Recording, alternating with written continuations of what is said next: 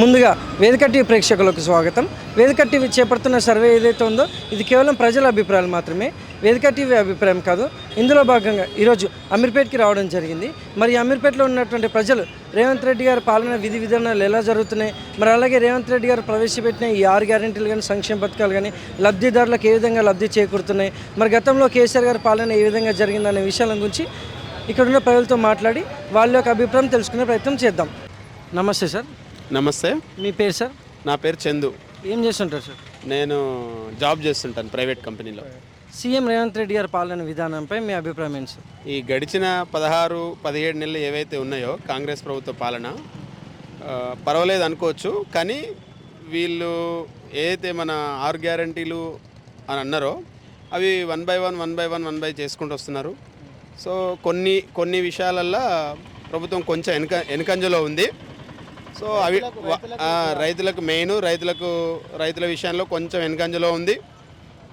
Current విషయంలో కావచ్చు, దేనికైనా కొంచెం వెనుకంజలో ఉంది. గవర్నమెంట్ ఇప్పటికైనా ఆలోచించి ఒకటొకటి సానుకూలంతో రైతులకి మరియు అందరికీ సమాజానికి ఉపయోగపడేటట్టుగా ఒకటి తర్వాత ఒకటి వాళ్ళు ఏవైతే అన్నారో అవన్నీ చేస్తే ప్రజలంతా సుఖ సంతోషాలతో ఉంటారు. గవర్నమెంట్ మళ్ళీసారి ఫామ్ చేయడానికి అవకాశం ఉంటుంది. లేదు అని అంటే సో అది నా ఉద్దేశం. మరి గతంలో కేసీఆర్ గారి పాలనపై మీ అభిప్రాయం ఏంటి సార్? సో ఒకటేసారి కొత్త రాష్ట్రం ఏర్పడిన తర్వాత కేసీఆర్ సీఎం అయిన తర్వాత ఆయన అదృష్టమో ఏమో కానీ ఇక అన్నీ అనుకూలంగా జరుపుకుంటూ వచ్చినాయి. ఆయన కూడా పనులు చాలా మంచిగా చేసిండు. సో కేటీఆర్ కావచ్చు, హరీష్ రావచ్చు, వీళ్ళంతా పరిపాలన కూడా బాగానే చేశారు. వాళ్ళు ఇవ్వాల్సిన అన్నీ వన్ బై వన్ ఇచ్చుకుంటూ వచ్చారు. కానీ ప్రజలు మరి ఇక 10 ఏళ్ళ పరిపాలన తర్వాత ఇక కొత్త గవర్నమెంట్ చూడాలనుకున్నారు. కొన్ని పొరపాట్లు, కొన్ని లోటుపాట్లు జరిగి కొత్త గవర్నమెంట్ చూడాలనుకున్నారు. కొత్త గవర్నమెంట్ వచ్చింది. సో వీళ్ళు కూడా ఆ విధంగా కాకుండా ప్రజా శ్రేయస్సుకై ప్రతి ఎమ్మెల్యే కావచ్చు, ప్రతి ఎంపీ కావచ్చు, ప్రతి ప్రజాప్రతినిధి ప్రజల కోసం పనిచేస్తే కంపల్సరీ గవర్నమెంట్కి ఏ గవర్నమెంట్కైనా మంచి పేరు వస్తుంది. టీఆర్ఎస్ గవర్నమెంట్కి మంచి పేరు ఉండే, కాకపోతే మరి ప్రజల వ్యతిరేకత అనేది కొన్ని విషయాలతోటి స్టార్ట్ అవుతుంది.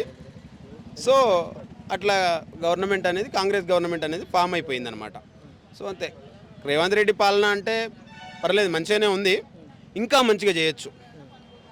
సో రీసోర్సెస్ అన్నీ తెలంగాణలో ఇది లేదు అది లేదు అనుకుంటా, హైదరాబాద్ అనేది మనకు హైదరాబాద్ ఉంది కాబట్టి దాన్ని దృష్టిలో పెట్టుకొని దాని నుంచి ఇది కాదు అది అనుకుంటా ఇంకా మంచి పరిపాలన చేయొచ్చు 100%. సో ప్రజలకు అన్నీ ఫ్రీగా ఈ ఫ్రీ అనేటివి ఏదైతే ఉందో, అవసరం ఉన్న వాళ్ళకు ఫ్రీ అనేటివి అందితే బాగుంటుంది. కానీ అవసరం లేని వాళ్ళకి కూడా ఫ్రీ ఇస్తే బాగుండదు. ఇప్పుడు ఏదైతే ఉద్యోగం లేని వారికి యువ వికాస్ అనేది అయితే పెట్టారో అది కూడా మంచిదే. కానీ అందులో కూడా కరెక్ట్గా ఎలిజిబుల్ అయ్యే వారికి ఇస్తే చాలా సంతోషం. ఇక్కడ ఉన్నటువంటి ఎమ్మెల్యే మల్రెడ్డి రంగారెడ్డి గారి పాలన ఎలా ఉంటుంది ఇబ్రాహీంపట్నం? చెప్పినా కదా ఇప్పుడు జరిగిన ఈ 15 నెలలు 16 నెలలు ఏదైతే ఉందో, ఇంత షార్ట్ టర్మ్లో ఒక 10 ఏళ్ళు గడిచిన ప్రభుత్వాన్ని నుంచి ఇంత షార్ట్ టర్మ్లో ఏ రాజకీయ నాయకుడి నుంచి అయినా ఎక్స్పెక్ట్ చేయాలంటే చేయలేం, కొంచెం టైం పడుతుంది. సో ఇప్పుడు మనకు ఇబ్రాహీంపట్నం నియోజకవర్గానికి అందాల్సిన అన్ని మ్యాక్సిమం అందుతూనే ఉన్నాయి. గత ప్రభుత్వ పథకాలు కావచ్చు, ఇప్పుడు కొత్తగా వచ్చిన పథకాలు కావచ్చు. వాస్తవానికి అయితే కొత్త గవర్నమెంట్ కాబట్టి చాలామందికి బెనిఫిట్స్ అయితే వచ్చినాయి. ఇప్పుడు మల్రెడ్డి రంగారెడ్డి పరిపాలన అయినా కానీ బాగానే ఉంది, ప్రాబ్లం ఏం లేదు. Thank you sir. Thank you. నమస్తే సార్. నమస్తే, చెప్పండి. మీ పేరు సార్? యాదయ్య నా పేరు. ఏం చేస్తుంటారు sir? Centring contract. CM Revanth Reddy గారి పాలనపై మీ అభిప్రాయం ఏంటి సార్? సీఎం రేవంత్ రెడ్డి అంటే కొద్దిగా నయమే, కానీ ఇది ఒకటి రైతులకు చేయాలి. అదొక 4-5 ఎకరాల లోపల కాదు, కన్ఫామ్ చేసి అది చేస్తే చాలా బాగుంటుంది. అయితే కేసీఆర్ది బాగానే ఉంది, కానీ 100 ఎకరాలకు ఇచ్చిండు, 1000 ఎకరాలకు ఇచ్చిండు. అట్లా ఇవ్వకుండా రేవంత్ రెడ్డిది మంచి పాలన. ఇది ఒకటి 4-5 ఎకరాల లోపల ఉన్నది అందరు కన్ఫర్మ్ చేస్తే అది మంచిగా ఉంటుంది.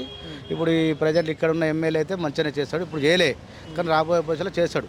మాకు మల్రెడ్డి కిషన్రెడ్డి కంటే ఎమ్మెల్యే మల్రెడ్డి మంచిగా చేస్తాడని కోరుకుంటున్నాం. మరి గతంలో కేసీఆర్ గారి పాలనపై మీ అభిప్రాయం ఏంటి? పాలన మంచిగానే ఉండే కేసీఆర్ది. ఇప్పుడు 4 ఎకరాల వాళ్ళు అక్కడికే వచ్చారు, 100 ఎకరాల వాళ్ళు అక్కడికే వచ్చారు. అక్కడ దెబ్బ వచ్చింది కేసీఆర్కి, ఆ కేసీఆర్ ప్రభుత్వంలో అక్కడ దెబ్బ వచ్చింది. అట్లా కాకుండా ఈ ఎవరైతే గరీబ్ వాళ్ళు ఉంటారో వాళ్ళకే 4 ఎకరాలు ఉంటుంది, ఎవరైతే ఎక్కువ స్థాయిలో ఉన్నారో వాళ్ళకి ఎక్కువ ఎకరాలు ఉంటుంది. ఈ 4 ఎకరాలు ఉన్న వాళ్ళకి చేయడం ఇది మంచి పద్ధతి. కేసీఆర్ కూడా అట్లా చేసిండే ఇంకా బాగా వస్తుండే.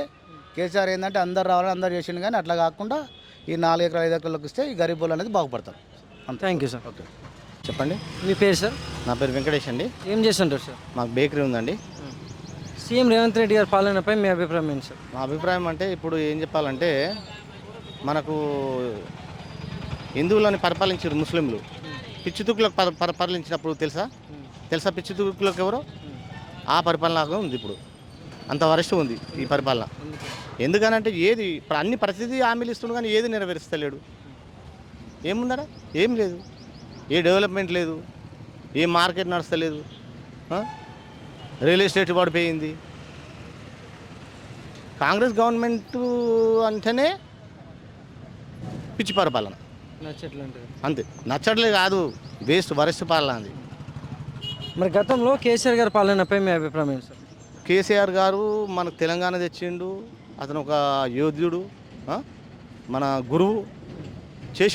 చేసే కాడు చేసిండు, ఆయన సాధన కాడు చేసిండు. కానీ ప్రజలు మార్పు కావాలని కోరుకున్నారు, వచ్చింది.